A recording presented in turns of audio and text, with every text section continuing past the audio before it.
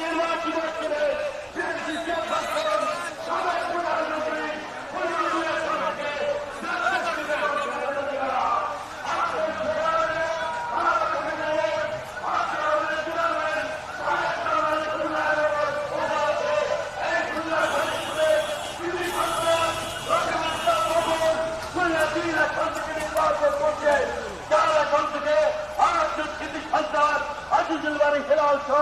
আমি প্রায় 6-7 প্রতিদ্বন্দ্বিতা করছে আজকে ধারী ছিল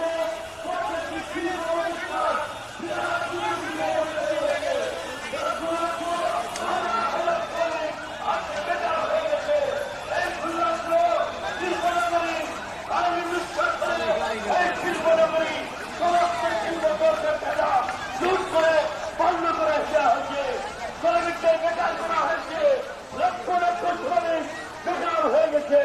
দেশটাকে বেগম খালেদা জিয়া এই শিল্প প্রতিষ্ঠান চালু করেছিল 91 সালে শ্রমিকদের কর্মসংস্থানের ব্যবস্থা করেছিলেন।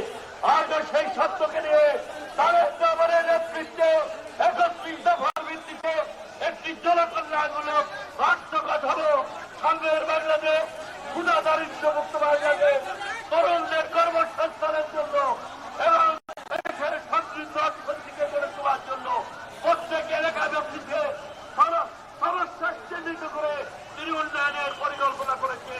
বিশেষ করে এই দক্ষিণ অঞ্চলের অর্থনৈতিক চাপকে শক্তিশালী করার জন্য আমাদের ইকোনমি অগ্রসর রয়েছে।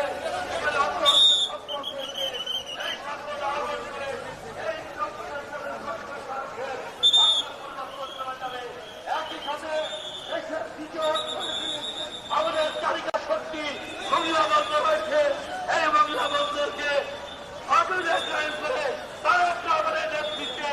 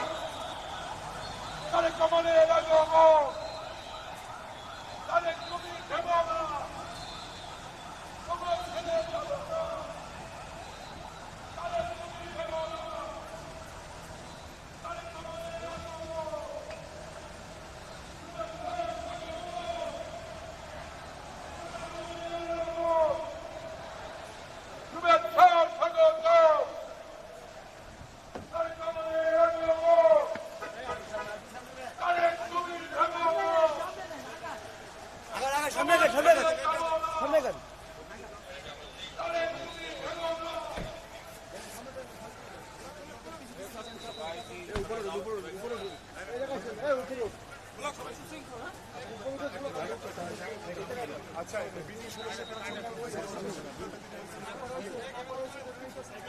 পিজা লাগবে না পিজাও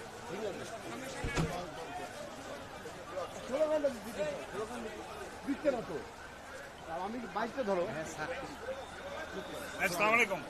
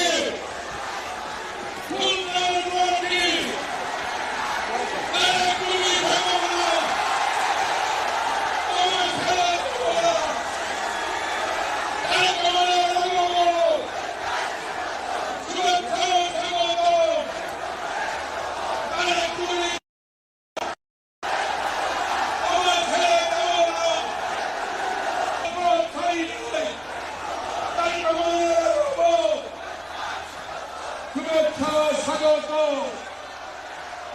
তাই কমলে লাগাবো খুলনার মাটি তাই কমলে ঘাটে খুলনার মাটি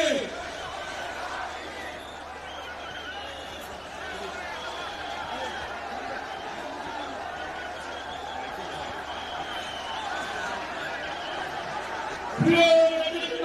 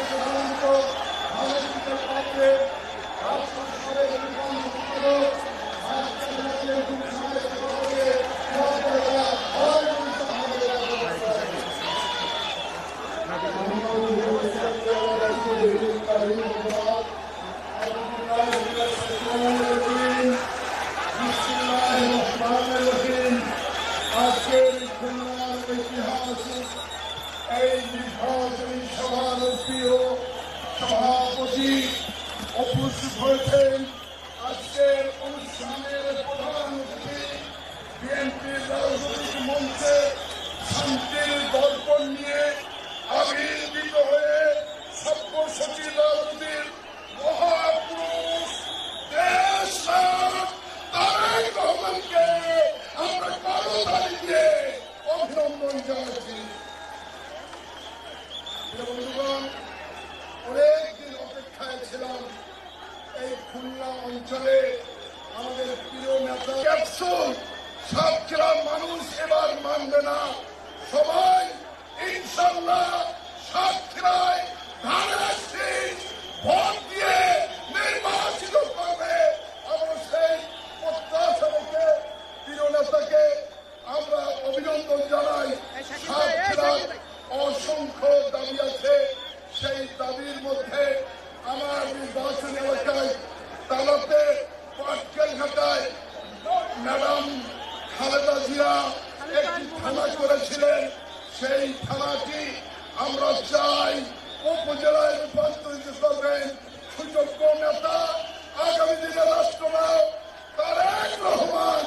আমরা সেই দাবি জানিয়ে এবং বাইপাস করা সাতক্ষীরা একটি বিশ্ববিদ্যালয় এবং ট্রেন লাইন এবং সেই এলাকার এবং জলবদ্ধতার জন্য আমাদের শহীদ রাষ্ট্রপতি জিয়া রহমানের সেই খাল খনন আমরা পেয়েছি।